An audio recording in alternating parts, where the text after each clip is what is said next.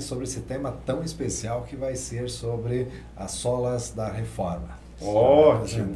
Maravilha! Então, visto que estamos nesse mês da Reforma Protestante, nós vamos estar apresentando 5 solas e você não pode perder essa série de lives. Então acompanhe todas as quintas-feiras e convide irmãos de sua igreja para estarem assistindo conosco. Hoje vamos estar abordando o tema Sola Escritura e vamos estar vendo aquilo que podemos aprender a respeito da Palavra de Deus e das Sagradas Escrituras. Temos aqui 10 perguntas ao pastor Clayton, mas temos uma primeira pergunta a você que está conosco aí do outro lado da telinha. Gostaríamos de saber a sua opinião com a seguinte enquete: a Bíblia contém erros? Vou repetir, a Bíblia contém erros? Você pode dar a sua opinião.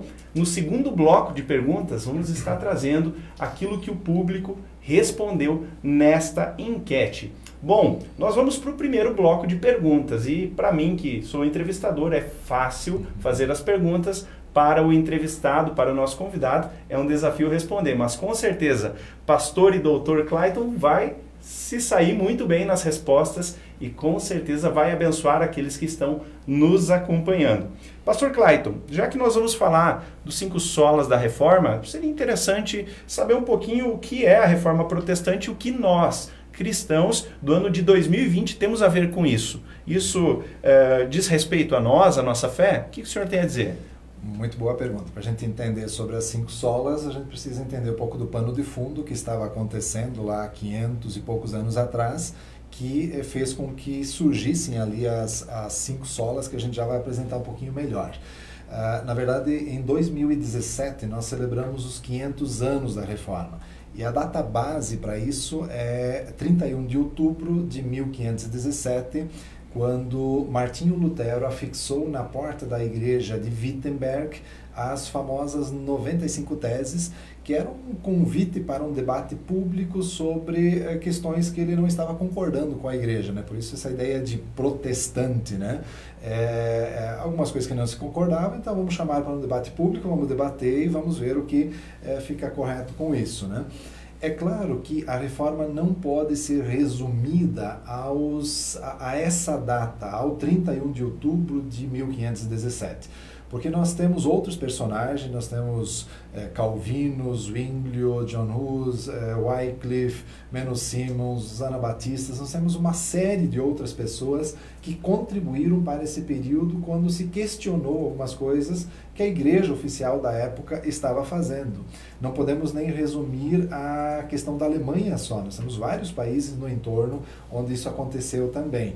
E a questão temporal. Se você olhar, talvez já do século XV e XVI, os 2 séculos inteiros podem ser considerados como uma reforma. E se olharmos a fundo ainda, a reforma, ela nem parou lá naquele período do século XV e XVI. Há uma frase em latim que traduzido diz: igreja reformada sempre se reformando. Até nos dias de hoje, nós volta e meia precisamos repensar algumas coisas e realinhar o que a igreja está fazendo também, né? A pergunta é, o que nós temos a ver com isso 500 anos depois, né? Na verdade, nós somos herdeiros de tudo aquilo que esses grandes homens de Deus, naquele período, produziram. Então, os princípios que foram descobertos, não, foram realinhados naquele período, nós somos herdeiros até hoje de tudo isso, né? Inclusive, eu queria fazer uma recomendação, antes da gente ir para a próxima pergunta. Em 2016, quando estava sendo preparada toda a festa dos 500 anos da Reforma, foi feito um documentário chamado Caminhos da Reforma. Pastor Luiz Saião, pastor Itamir Neves e eu estivemos durante 10 dias, junto com outro grupo de pessoas, visitando 7 países na Europa, onde aconteceram várias das coisas. Fomos na casa onde Lutero nasceu, fomos na casa onde ele faleceu, fomos na igreja de Wittenberg, fomos em Wartburg, onde ele traduziu a Bíblia, e vários outros lugares, e o documentário ele é feito em loco, né? São mais ou menos 2 horas de documentário, onde você tem uma noção muito clara de tudo que aconteceu naquele período. Será colocado o link na descrição desse vídeo, onde você pode diretamente ir no site da Rádio Transmundial, você pode ter acesso a esse documentário. Sugiro. Maravilha, pastor. E visto que nós vamos estar abordando nessas 5 quintas-feiras seguintes, né, essa e as próximas 4, os 5 solas, gostaríamos de saber logo de início, o que é os 5 solas da Reforma? A gente fala dos solas, e a gente não consegue entender direito. O que é isso? Que par de sapato é esse que tem 5 solas, né? Não tem nada a ver com isso, né? Na verdade, sola vem de uma expressão em latim, né? Nós temos que lembrar que nesse período da igreja, tudo que acontecia de forma oficial, a língua oficial da igreja era o latim, né? E em latim, sola, ou solus, ou soli, significa somente, né? E a partir dali surgiram então essas 5 expressões, né? Que é o sola scriptura, que é o que nós vamos ver hoje à noite. Depois vai ter o solus Christus, né, que somente Cristo, então somente a Escritura, somente Cristo, sola gratia, né, somente a graça, depois sola fide, somente a fé, e o último deles, soli deo gloria, somente glória a Deus. Se fizermos um resumo, uma síntese, né, de tudo aquilo que os grandes reformadores produziram, talvez essas 5 expressões, somente a Escritura, somente Cristo, somente a graça, somente a fé e somente glória a Deus, eu creio que sintetiza muito bem os princípios que eles lutaram. Muitos deles pagaram com a sua própria vida por estarem lutando por esses princípios, por esse retorno às Escrituras, e nós herdamos isso hoje, né? Muito do que nós construímos hoje nas nossas igrejas, na nossa forma de pregar, do que nós ensinamos aqui na faculdade também, está baseado em cima desses 5 grandes princípios. É óbvio que existe uma série de outras coisas que a Reforma também trabalhou, que os reformadores também lutaram por isso. Mas talvez nesses 5 pontos nós tenhamos a essência dos grandes princípios que os reformadores tiveram ali. E já que se deu espaço para fazer a propaganda antes, eu vou aproveitar a bondade e fazer mais uma aqui, né? Em 2017, quando foi celebrados 500 anos da Reforma, nós fizemos uma provocação aqui dentro da faculdade a alguns dos professores nossos, para que cada um deles escrevesse um capítulo sobre um desses princípios. Então, eu escrevi sobre sola Escritura, o professor Josemar escreveu sobre solus Christo, a minha esposa Marivete escreveu sobre sola gratia, o pastor Gabriel sobre sola fide e a professora Harit soli deo gloria. E então compilamos isso e fizemos um livro que ajuda muito você a entender aquilo que nós vamos justamente passar durante esse mês dos 5 solas, né, aqui nas nossas lives. O link também vai estar à disposição para que você possa ter acesso a esse material. Muito bem, excelente material. Então entre em contato através do link que vamos estar disponibilizando ou através do WhatsApp que vai estar aí nos comentários. Aproveite porque nós temos uma quantidade limitada à disposição em nossa secretaria. Pastor, nós estaremos tratando hoje então de sola Escritura, né? Falando da palavra de Deus, da Escritura Sagrada. A pergunta que eu tenho em sequência é: de onde vêm as Escrituras para que elas sejam tão importantes? Qual que é a origem da Bíblia, da palavra de Deus? Muito bom. Para falar de Escritura tem que começar por isso, né? Da onde ela vem, como é que ela surgiu. Quando eu penso sobre esse assunto, uma das coisas que chama muito atenção para mim é uma perguntinha que está lá no livro de Jó. Na verdade, um dos amigos de Jó ele faz a seguinte pergunta: pode alguém conhecer em profundidade a Deus? Está em Jó capítulo 11, verso 7. Né? Será que alguém consegue conhecer em profundidade a Deus, a tal ponto de depois produzir então um texto, um livro bíblico sobre Deus? E a resposta óbvia vai ser não, ninguém conhece o suficiente sobre Deus. E aí a resposta para isso, já que ninguém conhece sobre Deus, a solução para isso é que Deus precisou se revelar ao ser humano. O ser humano nunca chegaria até Deus. Por isso Deus disse, então eu vou me revelar ao ser humano. E ele faz isso de diversas formas, né? Em teologia sistemática a gente normalmente trabalha os 2 tipos de revelação. A revelação geral, aquilo que está à disposição de todas as pessoas, né? Através da natureza criada, através da história, dos eventos históricos, do que Deus produz até na consciência de cada um, mas também a revelação especial, onde Ele de forma muito específica, né? Através de sonhos, de visões, de milagres, de teofanias, onde Deus aparece, os profetas, os apóstolos. O livro de Hebreus vai dizer que nos últimos tempos, através do próprio Filho, né, através de Jesus Cristo, então ele se revela de muitas formas ao ser humano. Essa foi a forma para que o ser humano tivesse algum conhecimento sobre Deus, senão não teria. Então, esse é o primeiro processo, o processo da revelação. Mas para que isso fosse possível depois, e que a gente tivesse acesso hoje, foi necessário um segundo processo que a gente chama de inspiração, onde Deus agora moveu algumas pessoas para que elas registrassem aquilo que Deus revelou, né? Em 2 Timóteo, nós temos o texto muito conhecido, né? Toda a Escritura é inspirada por Deus. A expressão ali é theopneustos, né? Deus soprou para que o ser humano, então, pudesse registrar. E 2 Pedro, capítulo 1, verso 21, é um texto fantástico para isso, quando o apóstolo Pedro diz assim: nenhuma profecia da Escritura provém de interpretação pessoal, pois jamais a profecia teve origem na vontade humana, mas homens falaram da parte de Deus impelidos pelo Espírito Santo.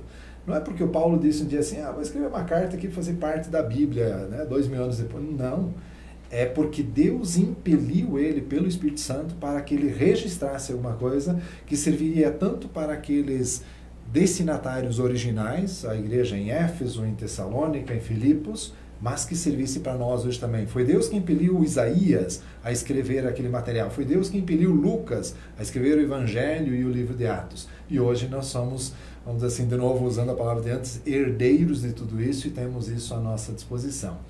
É claro que alguém poderia dizer assim, papel aceita tudo, né? Quem que disse que a Escritura, né, que dá para acreditar que foi Paulo mesmo que escreveu, que foi Isaías e os evangelistas que escreveram, né? Papel aceita tudo, a gente tem ouvido muito isso, né? Eu queria fazer só uma comparação. Nós temos, por exemplo, do Novo Testamento grego, mais de 5.000 manuscritos gregos. Juntando traduções, pequenas porções, outros materiais, chega a em torno de 25.000 textos que comprovam o nosso Novo Testamento. Uhum. Você tem textos de alguns filósofos, Platão, Aristóteles, outros, que têm às vezes apenas dezenas de manuscritos. E ninguém questiona, será que isso aqui é de Platão, será que não é, e tal coisa. Mas quando chega no texto bíblico, nós temos milhares, literalmente milhares de manuscritos, e as pessoas questionam, papel aceita tudo, isso não dá para aceitar, né? Então, só para fazer a comparação, como quando é o texto bíblico, há toda uma crise, uma crítica, e quando você vai para outros, todo mundo aceita e não tem nenhum problema. Eu queria, inclusive, recomendar um artigo que foi publicado na nossa revista acadêmica aqui da faculdade, que é de um irmão chamado Dimitris Christides. É um irmão lá da Grécia, de Tessalônica. Ele é professor da Universidade Aristotélica de Tessalônica e ele é doutor em filologia, ou seja, a vida inteira ele estudou sobre manuscritos gregos, né? E aí tanto das escrituras sagradas quanto de outras áreas. E ele tem um artigo chamado A Autenticidade do Texto do Novo Testamento. Está na nossa revista no ano de 2015, no volume 4, o número 1. Você vai encontrar esse artigo e ali tem uma série de informações sobre essa questão da autenticidade do texto, né? Será que dá para acreditar num texto que é tão antigo, que papel aceita tudo? E ele vai dar uma série de argumentos mostrando, sim, nós temos segurança em ter a Bíblia como palavra de Deus, como origem, com comprovação e assim por diante. Muito bem, pastor. O senhor falou a respeito de que homens foram inspirados para registrar aquilo que Deus estava revelando. Nós sabemos que a Bíblia usada pelos protestantes tem 66 livros, né? Uma coleção de 66 livros, escrito por cerca de 40 pessoas, né? Que viveram em diferentes lugares, em épocas diferentes. Mas hoje a gente pega a Bíblia em um livro só. A pergunta é a seguinte, como que foi juntado, feita essa coleção dos 66 livros? Muito boa pergunta, porque tem gente que pensa que a Bíblia foi escrita em português, né? E que ela já foi compilada dessa forma, desse jeito. Não, nós temos os primeiros livros da Bíblia até o último, que é Apocalipse. Talvez nós tenhamos 1.500 anos de distância entre os primeiros até os últimos livros, né? E aí a pergunta é como é que esses livros agora se juntaram, e nós temos a Bíblia, que é uma coleção de livros, né? A palavra Biblion, né? Ela tem essa ideia desse conjunto de vários livros. Como você já falou, nós temos aí 66 livros. Então, resgatando um pouquinho, no processo anterior nós vimos que nós temos dois processos, um que é a revelação, onde Deus se mostra, e outro que é a inspiração, quando Deus agora move pessoas a que registrem aquela revelação. Agora nós precisamos ir para um terceiro processo, que é o processo de canonização. E a pergunta é justamente, como é que esses livros agora estão juntos, num grupo, num cânon, né? E por isso a gente chama de canonização. Canonização a gente logo vai associar com o santo que foi canonizado, né? Inclusive a origem do termo vai ser a mesma, né? Mas a palavra cânon, em português, ela vem do grego, que também é cânon, e do hebraico, que é kaner, que a ideia é uma vara de medir, um padrão, uma medida, né? E a pergunta aqui, qual é a medida, qual é o padrão dos livros que são livros inspirados? Essa foi a pergunta. Então, quais são os livros que entraram no cânon, né? E não pelo cânon, né? Quais são os livros que foram canonizados, que fazem parte disso? Nós temos duas datas importantes para isso. Uma é a data de 90 depois de Cristo, um sínodo chamado Sínodo de Jâmnia, quando a comunidade judaica, vamos dizer assim, a partir dali nunca mais se discutiu quais seriam os livros do Antigo Testamento que fazem parte do cânon.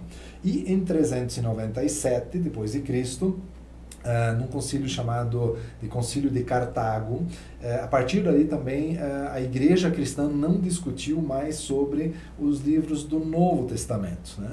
E aí se poderia dizer assim, bom, então quer dizer que a comunidade judaica canonizou o Antigo Testamento e a igreja canonizou o Novo Testamento e deu essa autoridade aos livros? Eu diria, não é isso. Na verdade, não é nem a comunidade judaica e nem a igreja que deram autoridade às Escrituras. Na verdade, o que a comunidade judaica fez e o que a igreja fez foi reconhecer a autoridade que as Escrituras já tinham pelo fato de serem inspiradas por Deus, né? Algumas pessoas às vezes fazem essa confusão, então a igreja que canonizou. Não, a igreja apenas reconheceu a autoridade que Deus já havia dado para os livros bíblicos. Muito bem, e sabendo que temos 66 livros, né? A pergunta é a seguinte, por que os 66 e não outros? Nós sabemos que existem muitos outros escritos daquela época, alguns até um pouco mais extensos, com vários dados históricos. Por que esses não foram acrescentados? Visto que hoje, pastor, a gente pega algumas bíblias de outras denominações e às vezes parece ter livros diferentes, alguns livros a mais. Parece que a nossa foi dado um desconto, tirado uns livros. Como explicar isso, pastor? Muito bem, né? E a gente enfrenta isso de vez em quando, né? Diz, olha, a tua Bíblia não está completa, né? Então como é que funciona isso, né?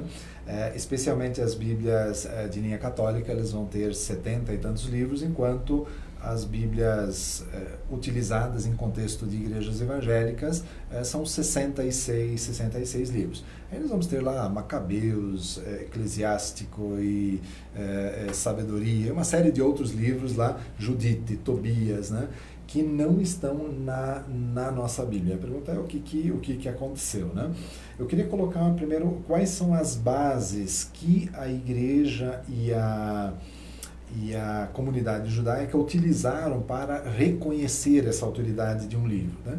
Então, uma das coisas é a autoridade interna do próprio livro. Quando o próprio autor diz assim diz o Senhor, veio a minha palavra do Senhor, ou seja, não é uma coisa que o Isaías está dizendo, veio a palavra de Deus para Isaías para que ele escrevesse e registrasse aquilo. Uma outra base é a questão da autoria profética. Então, nós temos os livros ligados ou a um profeta, né, ou a um discípulo, o apóstolo de Jesus, né? Inclusive os livros que são mais discutidos, né, quando não se tinha alguma certeza disso, então será que é ou não é? Então tinha essa questão também. A própria confiabilidade do livro, né, quando ele tem muita ficção, né, tem alguns desses livros, né, que a gente citou, que é um emaranhado de ficção, você não sabe o que é, o que não é, vão ser chamados de apócrifos obscuros, né, ou pseudepígrafos, né, você não tem nem ideia da autoria, de onde é que ele veio, né, então isso também conta muito. E talvez um dos pontos principais, a aceitação do livro, ou a universalidade do livro, né? Esse livro foi aceito pelas comunidades judaicas, pela igreja cristã nos mais diversos lugares, ou era um livro específico lá de uma comunidade apenas? Então ele acabou não entrando no cânon. Quando era um livro aceito por toda a comunidade cristã, então ele tinha uma chance muito maior de entrar nisso, né? E dentro disso ainda uma questão muito importante. E por que nós não temos esses livros que foram mencionados na nossa Bíblia? Porque a própria comunidade judaica, a quem foram destinados esses livros, Macabeus, Tobias, Judite e assim por diante, nem a comunidade judaica aceita esses livros como livros inspirados. Então, por que nós, comunidade cristã, 2000 anos depois, deveríamos aceitá-los, né? E aí vem uma outra coisa muito mais interessante. Quando a gente olha a história da tradução dos textos bíblicos, a história vamos dizer assim, de como Deus preservou esses livros, esses livros que a gente chama de apócrifos, que são esses 7, 8, 9 livros a mais aí, a própria Igreja Católica, até 1546, no Concílio de Trento, que foi uma espécie de contra-reforma, né, de uma revolta contra a reforma que os reformadores haviam feito, né? Até ali, a própria Igreja Católica considerava esses livros como apócrifos. E eles estavam numa seção separada lá no final, ou seja, eles não fazem parte desse conjunto todo. Quando vem Lutero e diz assim, se são separados, se são apócrifos, não tem autoridade, então eu vou deixar fora, aí a Igreja Católica diz, não, então a partir de hoje ele vai contar, né? Então esse é um fato histórico interessante. Até ali a própria Igreja Católica não considerava. Jerônimo, quando faz a tradução da Vulgata Latina, lá no ano 400, ele se recusa a traduzir esses apócrifos. E há uma frase muito conhecida dele que ele diz, nem sobre o meu cadáver, né, eu vou traduzir isso. E a história conta que após a morte dele, esses livros foram traduzidos para o latim e acrescentados como se Jerônimo tivesse feito essa tradução, mas ele mesmo nunca fez. Então, nem Jerônimo, na tradução da Vulgata, considerou nem Lutero, nem os outros reformadores, e quando então disseram assim, estão fora, aí a Igreja Católica foi lá e disse, não, mas então a partir de agora estão valendo, né? Mas até 1546, nem a Igreja Católica os considerava como canônicos e os colocava à parte como livros apócrifos, né? E, além disso, né, dessa questão dos 66 livros que nós temos, de tempos em tempos aparecem novos livros, né? Não lembro exatamente, mas eu creio que uns 10, 15 anos atrás apareceu um livro chamado Evangelho de Judas, né? Então, finalmente descobriram, 2000 anos depois, o Evangelho de Judas. Mas se percebeu que é um emaranhado de versículos, de textos que não tem ligação nenhuma. O pastor Renato Gusso, que é um dos nossos professores aqui também, escreveu na época um artigo muito interessante. Evangelho de Judas, nem Evangelho e nem de Judas. Ou seja, você não tem nem como mostrar que aquilo é um Evangelho, porque o Evangelho tem uma série de características internas, e nem provar que é de Judas. Ou seja, é um pseudepígrafo, é um apócrifo e não vale a pena ser considerado. Muito bem. Conhecer da história nos traz clareza também do porquê nós temos a Bíblia dessa forma às nossas mãos, né? Então, tá tudo explicadinho para que a gente possa ter confiança naquilo que temos à mão, que com certeza é palavra de Deus. Ok? Gostaria de aproveitar esse momento para relembrar que nós aqui da Faculdade Batista Pioneira estamos dispondo à comunidade à nossa volta, aos irmãos, às igrejas que estão à nossa volta, o encontro vocacional. Se você tem alguma dúvida a respeito da sua vocação, tem sentido em seu coração o chamado para o ministério, esse convite é todo especial para você. Vamos estar passando um breve vídeo te convidando a participar conosco do Encontro Vocacional da Faculdade Batista Pioneira. Olá pessoal, eu quero fazer um convite para você. Venha participar do Encontro Vocacional. Este ano tem um formato todo especial, é o formato online, basta você acessar o portal da Faculdade Batista Pioneira e vir fazer a sua inscrição e participar conosco. Vai ser um tremendo encontro, onde a vocação vai ser levada a sério e você vai ser levado a uma dimensão para descobrir a missão que Deus tem para você. O chamado é para todos. Venha participar conosco. Fica aí o nosso grande convite a você. Participe conosco, vai ser totalmente online, totalmente gratuito e vai ser uma honra, um grande privilégio ter você conosco em nosso encontro vocacional. Vamos ter a participação do pastor Luiz Saião e do pastor Lierte, o qual falou agora há pouco no vídeo, e com certeza vai ser um grande momento para meditarmos e refletirmos a respeito do nosso grande chamado como cristãos, mas também o chamado específico para os servos de Deus. Lembrando que nós temos aí uma enquete rolando e você pode dar a sua opinião, que é de grande valor para a gente. Logo em seguida vamos estar trazendo a resposta do público e a pergunta é a seguinte: a Bíblia contém erros? Com certeza você já ouviu esse questionamento, seja na faculdade, no trabalho, na escola, algum parente dizendo: não creio na Bíblia porque tem erros, né? E daí quando você começa a ler a Bíblia, você vê que algumas coisas parecem não conferir, né? Parece que está escrito diferente. Então gostaria de ouvir a sua opinião. A Bíblia contém erros? Logo em seguida vamos estar falando a respeito disso. Bom, vamos lá então para o nosso segundo bloco de perguntas, pastor. E a primeira pergunta desse segundo bloco é a seguinte: como a Bíblia foi preservada através da história? Tanto tempo que a Bíblia foi escrita, desde os primeiros escritos até os últimos. Se pegar o último escrito, que é o livro de Apocalipse, olha, já faz praticamente 2000 anos, né, que a escrita foi finalizada. Então, quem preservou a Bíblia em todos esses anos, para que a gente pudesse realmente confiar nas Sagradas Escrituras?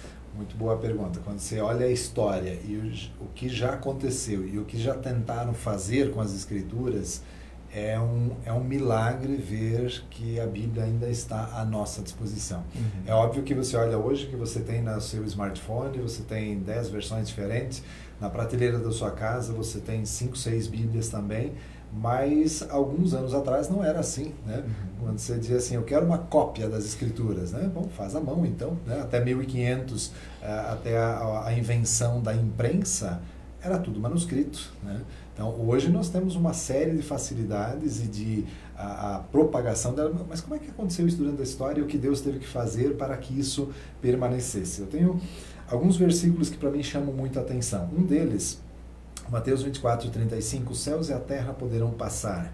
E 2 Pedro diz que os céus e a terra vão passar, mas a palavra de Deus permanecerá.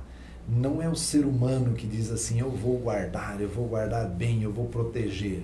É Deus que garante a preservação das Escrituras. Salmo 119:89 diz: a tua palavra, Senhor, para sempre está firmada nos céus. No original ali o firmado é a palavra natsab. A ideia é, ela está estabelecida no céu.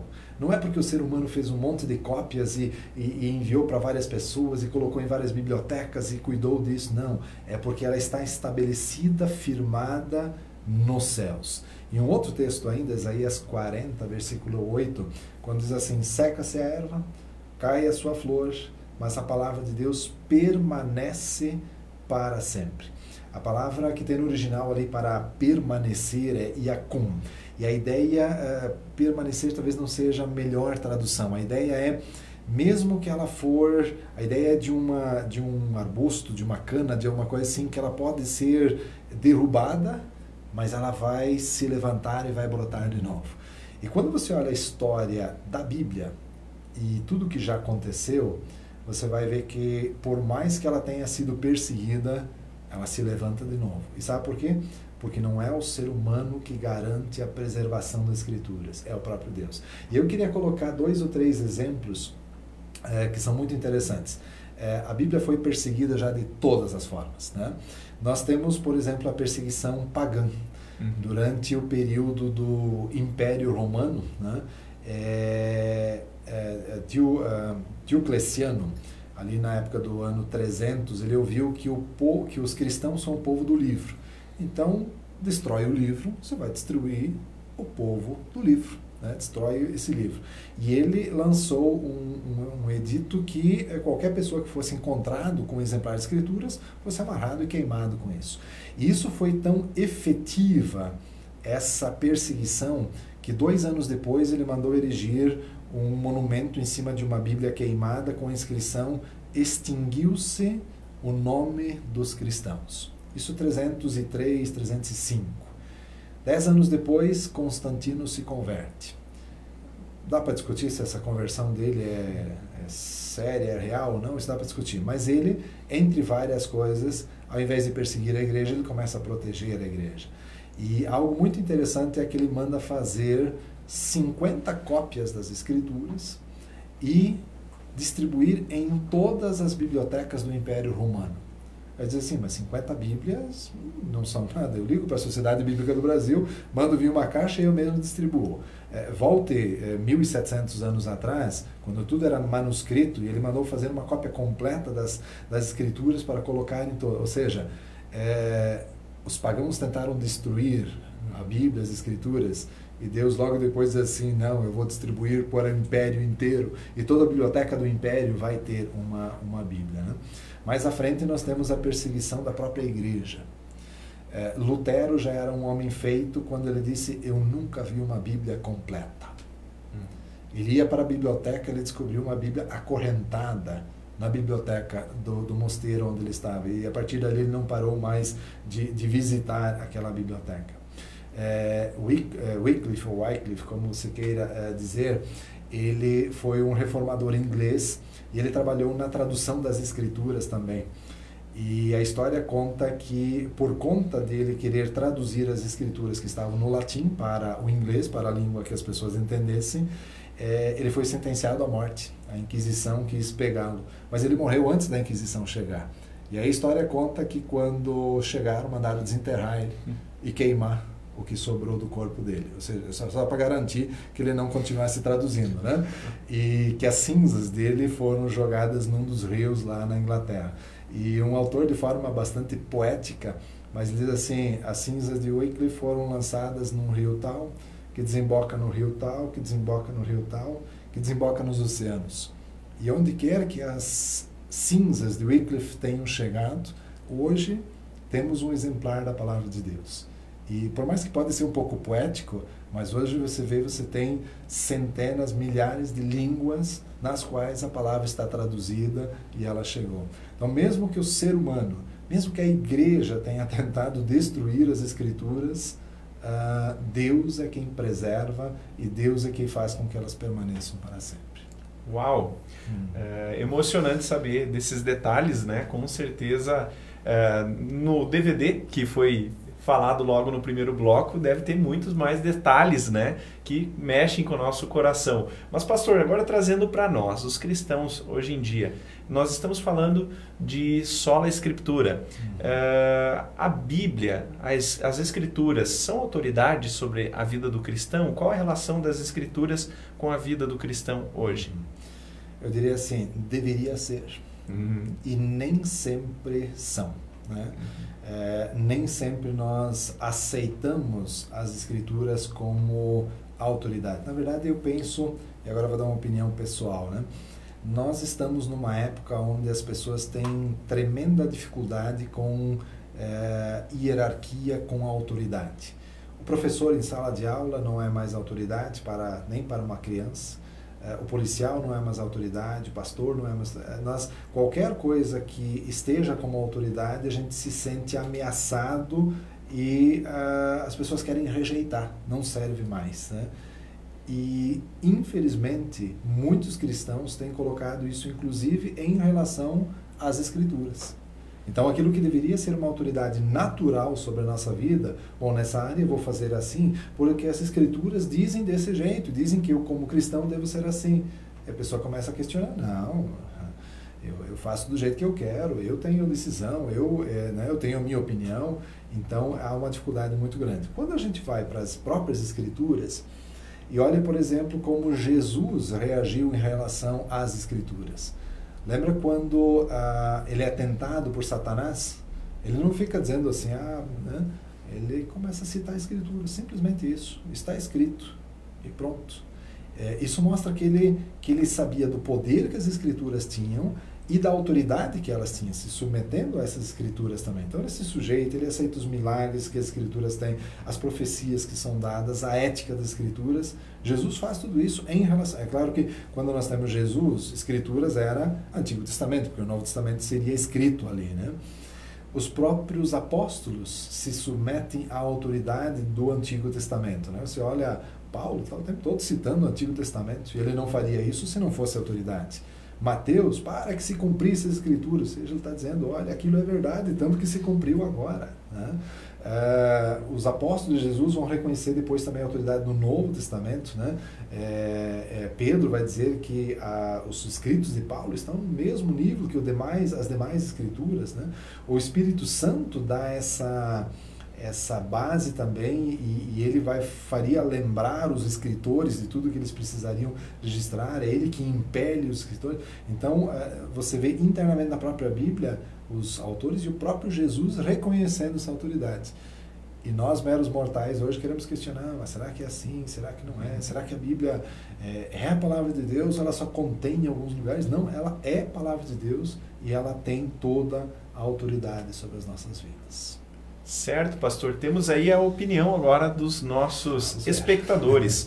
E a nossa enquete era a seguinte: a Bíblia contém erros? 6% dos nossos espectadores deram a sua opinião de que tem erros. 94% diz que não contém erros. O senhor gostaria de dar a sua opinião, não só votando, mas argumentando? Bom, já que eu não pude votar durante a live, né, então vou dar a opinião agora, né? A grande pergunta é em que nível, que tipo de erros nós estamos falando aí. Nós estamos falando em um manuscrito, que tem um manuscrito de um jeito, outro manuscrito de outro. Bom, aí estamos falando de cópias. Estamos falando de diferenças de traduções, né? Não, porque lá na tradução está tal e na outra tradução está outra. Bom, aí estou falando do tradutor, né? Quando nós estamos falando do texto original e a gente fala dos autógrafos, né, que é o escrito, o grafo do próprio autor, né, do próprio da própria pessoa que escreveu ali, eu creio que não há erros, em termos de verdades bíblicas, de verdades reveladas. Pode haver, talvez, pequenas questões num lugar está escrito Silas, no outro está Silvano, e é a mesma pessoa, e será que, né? Mas não que contenham erros de verdades bíblicas, né? Nas quais estão baseadas a nossa fé, aquilo que nós cremos, né? Um outro detalhe importante também, que alguns às vezes pegam assim, mas cientificamente aquela informação ali não está de acordo com a ciência, então está vendo, tem um erro lá. Só um pouquinho. A Bíblia nunca se mostrou como um livro de ciências. Uhum. Porque se fosse um livro científico, ela já estaria ultrapassada centenas de vezes, assim como os livros de ciências, a cada pouco tempo precisam ser reescritos porque se descobriram coisas novas. Então não adianta você ir para a Bíblia e dizer, não, lá estava dizendo assim, né? Não coloque ou não exija da Bíblia uma linguagem científica que só é descoberta 1000 anos depois, 2000 anos depois, né? Então, isso não pode ser considerado como erro nas Escrituras. E aí eu diria novamente, em termos de verdades nas quais estão baseadas as nossas doutrinas, a nossa fé, as nossas crenças, não há erros, né? Há um documento muito interessante, a Declaração de Chicago sobre a inerrância das Escrituras. Procure na internet, você vai achar facilmente. Há um grupo de mais ou menos 300 teólogos que se reuniram alguns anos atrás e produziram esse documento, Declaração de Chicago sobre a inerrância das Escrituras. Vale a pena dar uma lida e tem muita coisa boa ali. Fica aí a dica então. Pastor, nós sabemos que, embora a gente leve a sério as Escrituras, aqui como instituição nós prezamos pelo ensino de qualidade, olhando para a Bíblia não apenas como um livro, mas como realmente ela é a palavra de Deus, mas ao mesmo tempo temos muita gente que não se importa, não está nem aí com a palavra de Deus. O que ela diz ou não diz, tanto faz, como tanto fez para alguns, né? Então, visto que temos essa realidade, as Escrituras são de fato necessárias para o ser humano, e coloco junto a essa pergunta também o seguinte, ela é suficiente para nós ou a gente precisa de um outro material de anexo? Sabemos que existem algumas denominações e credos que colocam que a Bíblia não está completa, tem que ter um adendo a mais, né? O que o senhor tem a dizer? Okay. Deixa eu aproveitar e fazer um pouco de propaganda então antes também, né? Como instituição, você comentou isso, temos a Bíblia como palavra de Deus, há toda uma questão, mas agora é um curso reconhecido pelo Ministério da Educação, então tiveram que negociar uma série de valores. Quando nós apresentamos o nosso projeto junto ao Ministério da Educação, nós temos que colocar quais são os valores que nós temos como filosofia aqui na instituição. E o primeiro deles a gente colocou Bíblia como palavra de Deus. Né? As pessoas diziam assim, isso não vai passar, eles vão encrencar com isso aqui, isso não vai dar certo. E a gente naquela vez disse assim, se não passar com isso, nós não queremos. E ficou lá, primeiro valor nosso, Bíblia como palavra de Deus. E passou tranquilamente, então nós prezamos por isso nas nossas aulas, nas disciplinas, na forma de capacitar, de preparar as pessoas, tem que ser o valor em primeiro lugar. Né? Então está totalmente dentro do sola escritura, dentro daquilo que a gente está vendo hoje. Né? Mas a pergunta, elas são necessárias, elas são suficientes para nós?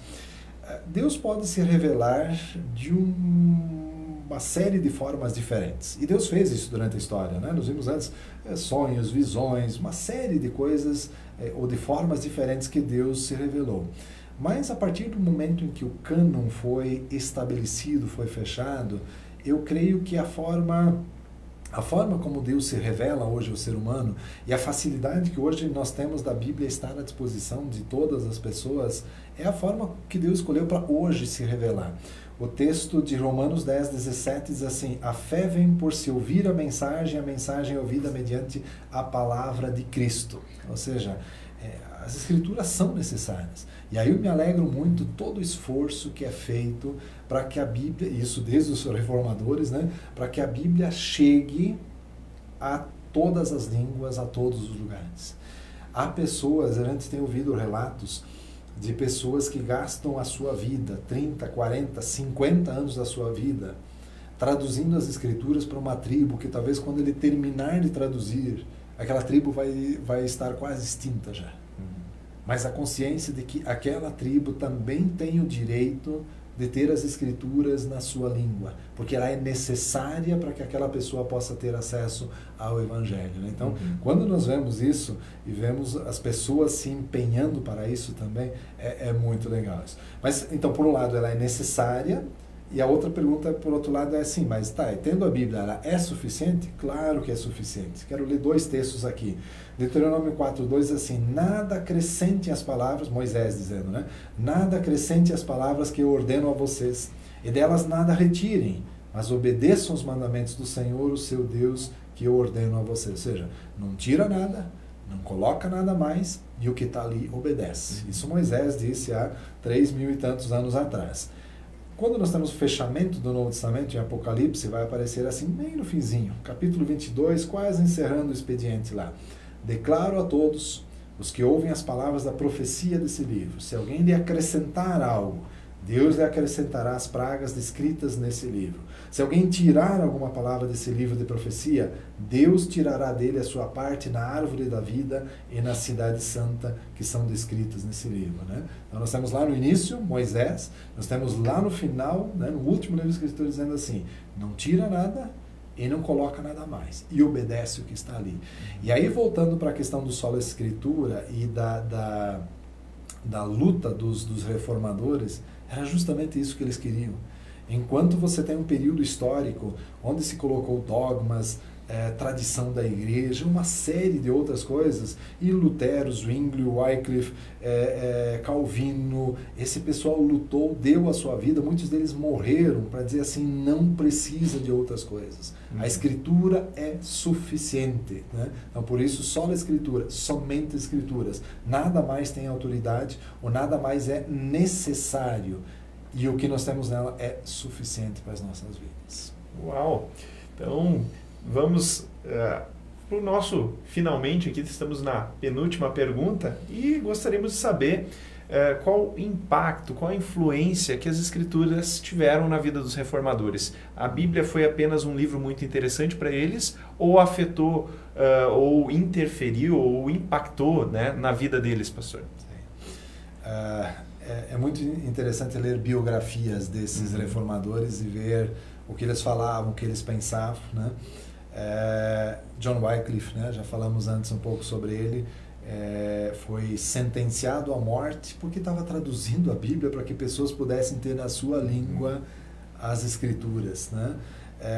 Então ele defendia o acesso a cada pessoa desse mundo às Escrituras na sua própria língua, porque lembrando, nesse período a Bíblia estava só em latim, ninguém entendia o latim, ninguém, que eu digo, as pessoas, né, né, é óbvio que o teólogo, né, o padre entendia, mas as pessoas do dia a dia não entendiam, e a questão era, não interessa, não entende, a língua oficial é o latim. E aí vem um Wycliffe e diz, não, as pessoas precisam a língua no seu povo.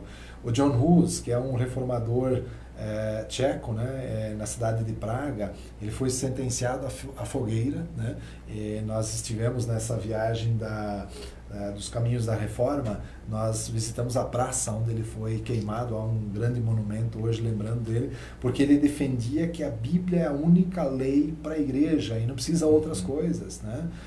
Martinho Lutero, que já falamos, né, foi nas Escrituras que ele reencontrou a verdade da justificação pela graça, pela fé e nada mais, é na Bíblia. O Lutero que também se preocupava em que a Bíblia chegasse à língua do povo, né? O Lutero faz um feito extraordinário, quando no meio do percurso todo ele é sequestrado e levado para o castelo de Wartburg, também já estivemos ali, em 10 meses ele traduz todo o Novo Testamento. Isso é um negócio fantástico.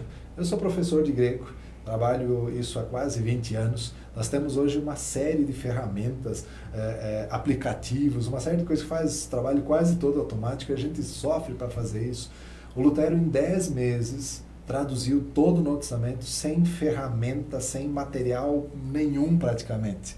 Mas por quê? Porque ele acreditava que a Bíblia precisava estar na língua do povo também, né? Calvino também, tanto Calvino quanto Lutero, os dois têm muito forte essa questão de que a Bíblia é a melhor intérprete da Bíblia.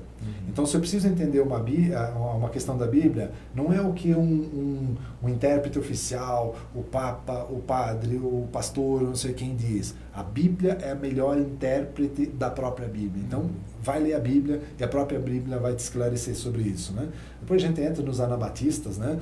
O Grebel, Felix Manz, Blaurock, Hubmaier, Menno Simons, e aí vai toda essa turma. Os caras deram a vida, né, por aquilo que acreditavam nas Escrituras. E aí a pergunta é, se esse povo estava disposto a morrer pelo princípio da sola Escritura, eu não tenho dúvida que o impacto que as Escrituras causaram sobre a vida deles foi grande. Quer dizer, a minha vida não é tão importante quanto aquilo que as Escrituras representam para a gente, né? Uau, com certeza teve fortes impactos e implicações na vida deles, mas trazendo para nós agora, pastor, quais são as implicações práticas do sola Escritura, da seriedade que esses homens encararam, a seriedade com que encararam as Escrituras? Será que tem alguma implicação para nós hoje? Eu queria ainda resgatar mais um pouquinho deles lá atrás, e aí já trazendo isso para nós, né? Então, uma é essa questão de que as pessoas tenham acesso direto e todos têm direito a esse acesso. Quando você olha, por exemplo, alguns desses reformadores, eles lutavam inclusive na criação de escolas. Lembra, é um período onde a grande maioria das pessoas nem ler sabiam. Então ela ia para uma igreja, ouvia uma leitura em latim e não entendia nada, né? E aí, esses reformadores, muitos deles lutaram, não, nós temos que criar escolas. Todo o sistema de educação feito por reformadores para que as pessoas pudessem ler, escrever e ter acesso às Escrituras. Para que elas tivessem acesso na sua própria língua, né? E não numa língua que nem lhes era conhecido. O direito também que cada um tinha de fazer a sua interpretação, né? Porque naquele período a interpretação oficial é que vinha de Roma. E não o que a pessoa, não, eu estou lendo aqui, então eu entendi isso. Não, isso não interessa o que você entendeu. Interessa a interpretação oficial que veio de Roma. E eles lutam contra tudo isso, né? Então, pegando isso como pano de fundo, acho que tem uma série de coisas e eu queria apontar justamente algumas coisas para vocês, né? A primeira delas é o que a própria expressão que nós estamos debatendo hoje diz, somente as Escrituras. E se esse princípio é verdadeiro, nenhuma experiência pessoal, nenhuma doutrina eclesiástica, nem sequer a nossa declaração doutrinária tem o mesmo peso que as Escrituras. São documentos que podem nos ajudar, que vão elucidar, mas de maneira alguma podem ser equiparados às Escrituras. Porque senão eu vou colocar as Escrituras como mais alguma coisa. Não, se eu digo somente as Escrituras, essas outras coisas são auxiliares, mas a Escritura é que é a base para nós. Outra lição prática para nós também. Se as Escrituras são suficientes para nós, eu preciso começar a entender que é nas Escrituras que eu tenho que buscar a orientação para as coisas da minha vida. Às vezes a gente busca em tudo que lugar e pede ajuda de todo mundo, e na Bíblia que precisa ler a gente não vai. Então, se eu acredito que somente as Escrituras e que elas são suficientes para nós, é nela que eu tenho que procurar as orientações. Se eu concordo também que as Escrituras são autoridade para nós, autoridade final para nós, o que isso significa para nós em termos de leitura, de estudo, né? Aquela coisa assim, eu acho, não, ela é extremamente importante, mas faz tempo que eu não li mais, não serve, né? Ou seja, se ela é a autoridade final, é a primeira coisa que eu tenho que ler, é o primeiro livro que tem que estar à disposição na minha mão o tempo todo, né? Estudar, viver e assim por diante. Se eu não me engano, Weingrudt, na sua teologia sistemática, ele diz assim, se a Bíblia é a palavra de Deus, não crer ou não obedecer às Escrituras é a mesma coisa que não crer e não obedecer em Deus. Porque se a Bíblia é a palavra de Deus, e Deus está mandando fazer, então se eu não faço o que a Bíblia faz, eu não estou fazendo o que Deus faz, ou o que Deus está mandando. Eu não estou crendo no que Deus está fazendo. Então isso é importante também. Como a fé vem pelo ouvir, e o texto lá de Romanos diz sobre isso, né, de ouvir a palavra de Deus, outro princípio, outra aplicação prática é faça tudo o que for possível para que essa palavra chegue a todas as pessoas. Talvez tenha gente muito próximo de você, talvez tenha gente lá no outro lado do mundo que não ouviu do Evangelho ainda porque não tem acesso às Escrituras. E se eu entendo que as Escrituras é através delas que as pessoas podem ter a salvação, o que é que eu estou fazendo para que essas Escrituras cheguem às pessoas, né? Uma outra dica ainda, se as Escrituras são claras, são compreensíveis, eu sei, tem alguns textos às vezes meio difíceis de entender, mas em termos gerais as Escrituras são claras. Eu tenho a obrigação de, enquanto estiver ensinando, proferindo, pregando, de alguma forma testemunhando da palavra, fazer com que essa palavra chegue da forma mais simples possíveis para as pessoas. Eu infelizmente conheço alguns pregadores que quando ele prega sobre um texto, o texto ficou mais difícil do que ele estava na própria leitura bíblica, né? Não sei como é possível isso, mas tem gente que faz. A nossa função como professores, né, de escola dominical, pregadores, ou mesmo simplesmente testemunhando para alguém, a nossa função é esclarecer, tornar a palavra clara, acessível para as pessoas. E uma última dica que eu dou ainda, se a Bíblia é a palavra de Deus, a grande responsabilidade que nós temos na interpretação das Escrituras. Eu não posso sair por aí simplesmente dizendo, não, porque a Bíblia diz assim, assim, você tem que fazer desse jeito. Devagar com isso, veja que você esteja fazendo exatamente aquilo que as Escrituras dizem, interpretando corretamente, interpretando com as regras de interpretação, com essa ideia de que a própria Bíblia interpreta a Bíblia mesmo, porque o que se tem visto de problemas aí na nossa igreja brasileira, na nossa igreja no mundo todo, são problemas de interpretação. Se lesse direito, interpretasse direito, boa parte dos problemas que nós temos nas nossas igrejas não haveriam. Então, eu queria chamar cada um de nós a essa responsabilidade. Interprete corretamente. Quando você for ensinar, se você não fizer uma boa interpretação, você vai ensinar, você vai pregar, você vai testemunhar de uma forma equivocada. Então, nós temos uma grande responsabilidade com isso também. Grande responsabilidade mesmo, pastor. E com certeza fomos desafiados a encarar com seriedade a Bíblia, a palavra de Deus. Tem uma proposta aos nossos espectadores do nosso programa de capacitação ministerial. Chamamos aqui carinhosamente de PCM. Se você deseja conhecer um pouco mais das Escrituras, da palavra de Deus e estudar com seriedade as Escrituras, acesse o portal fbponline.com.br. fbponline.com.br. Temos diversos cursos disponíveis, cursos livres, totalmente EAD, com uma linguagem bem acessível, com material tanto escrito como vídeo também, né? E temos ali 2 cursos em especial que eu lembro aqui, pastor, e coloco aos nossos espectadores. Introdução ao Antigo Testamento e Introdução ao Novo Testamento. Ótimas ferramentas para você interpretar de forma adequada as Escrituras, sendo que um desses cursos foi criado, elaborado pelo pastor Clayton e pela Marivete, a sua esposa. Então, acesse nosso portal, vai estar descrito aí em nossos comentários e dessa forma você vai poder conhecer mais da palavra de Deus com a seriedade que é cabível e devida. Pastor, muito obrigado por aceitar esse desafio, estar conosco nessa noite. Com certeza foi muito esclarecedor. Leve a sério a palavra de Deus, mas não apenas leve em consideração, encare no dia a dia a palavra de Deus com todo o respeito e temor que é devido. Conheça das Escrituras, mas além disso, viva as Escrituras. Na semana que vem, nós vamos ter mais uma live seguindo na nossa série sobre a Reforma Protestante. E a semana que vem, nós vamos ter conosco o pastor Josemar Modes e ele vai estar abordando o tema Sola Christus. Você não pode perder, você não pode ficar de fora. Então, nos ajude divulgando essa live da próxima semana. Pastor, gostaria de dar ainda mais uma palavra aos nossos espectadores? Aproveite muito bem, como eu falei antes, os 5 solas são essa essência de todo aquele movimento da reforma. Então nós queremos justamente proporcionar que você reflita sobre isso e viva isso, né? Como você já apontou muito bem, viva isso na sua vida, que são os princípios norteadores tanto da igreja quanto da nossa vida cristã. Obrigado pela oportunidade. Muito bem, muito bem. Obrigado, pastor, e obrigado aos espectadores que estiveram conosco. Que Deus te abençoe. E lembre, aqui na Faculdade Batista Pioneira, a sua vocação é levada a sério. Deus abençoe e até a semana que vem.